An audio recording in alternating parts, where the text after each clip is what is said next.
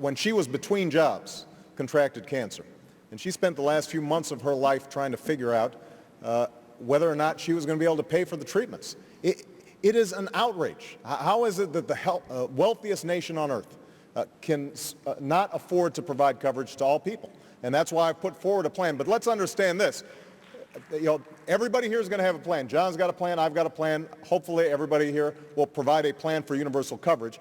But we've had plans before under a Democratic president in the 90s and a Democratic Congress. We couldn't get it done because the drug and insurance companies are spending $1 billion over the last decade on lobbying. And that's why we've got to have a president who is willing to fight to make sure that they don't have veto power. They can have a seat at the table, but they can't buy every single chair when it comes to crafting the sort of universal health care that's going to help the folks that you saw in that video. Senator Edwards.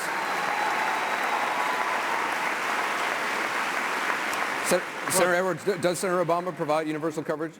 No, because the only way to provide universal coverage is to mandate that everyone be covered. But I want to say, I came out with a universal plan several months ago. A couple of months later, Senator Obama came out with a plan. He's made a very serious proposal. I'm not casting aspersion on his plan. I think it's a very serious proposal. It just doesn't cover everybody. The only way to cover everybody is to mandate it. And the stories we have just heard, from diabetes to Alzheimer's to cancer, there are millions of people in this country who are suffering so badly. And just this past week, in fact, you were with me on the first day, I went on a 3-day poverty tour in America. The last day, I was with a man in Western Virginia in the Appalachian Mountains, 51 years old, 3 years younger than me. He'd been born with a severe cleft palate, and he was proud of the fact that someone had finally volunteered to correct it. He'd not been able to talk. I want to finish this. He'd not been able to talk until it was fixed. Here was the problem. It was fixed when he was 50 years old. For 5 decades, James Lowe lived in the richest nation on the planet, not able to talk because he couldn't afford the procedure that would have allowed him to talk. When are we going to stand up and do something about this? We have talked about it too long.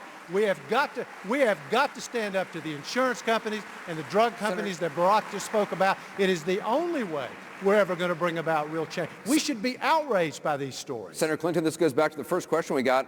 How is it going to be any different under your administration?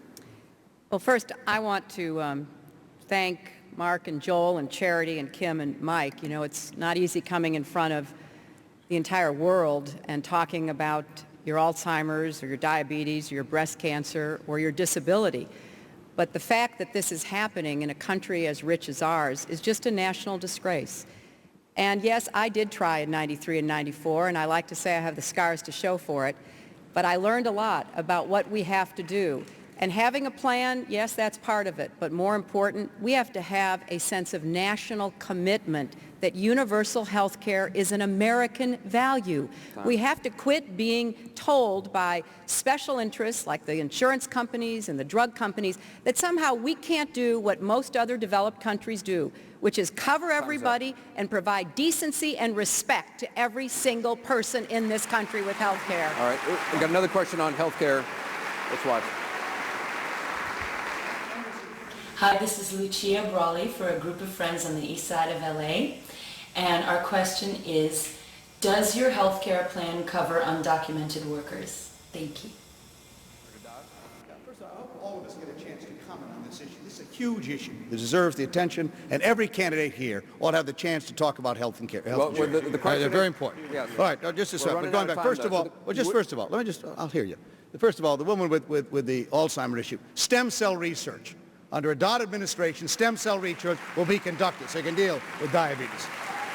Regarding the family that's talking about, we're talking about diabetes, 49% of our school districts have exclusive contracts with soft drink companies and junk food companies because we're not funding enough in our education system. That's an obesity problem as well. Would your plan cover undocumented workers? People live in this country. Our children certainly will be covered, and I'm in support of the immigration policy here that requires them to contribute, to pay, to learn English. That's a yes? If they're paying part of that thing, then they also get covered because, frankly, I don't want them contributing disease problems and health issues to the rest of the country. Let's try to answer the question. Would your plan, Governor Richardson, cover undocumented workers? Yes, it would. It should cover everybody. In this country, no matter who you are, whether you're a ditch digger, you're a teacher, you're a CEO, you're a waiter, you're a maid, Every American deserves the right to the best possible quality health care. That would be part of my plan. But also, it is prevention. It's starting early with kids. It's get rid of junk food in schools, as I did in New Mexico. Okay, Healthy time. breakfast for every child.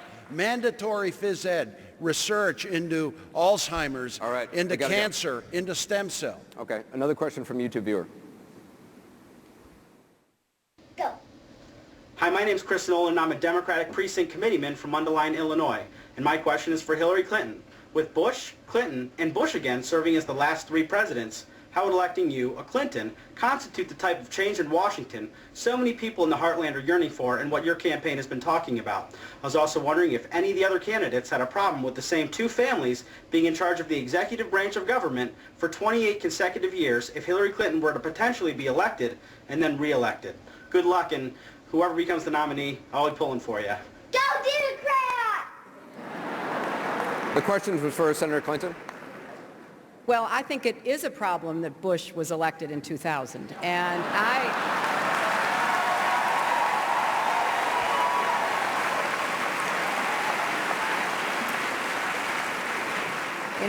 actually thought somebody else was elected in that election, but,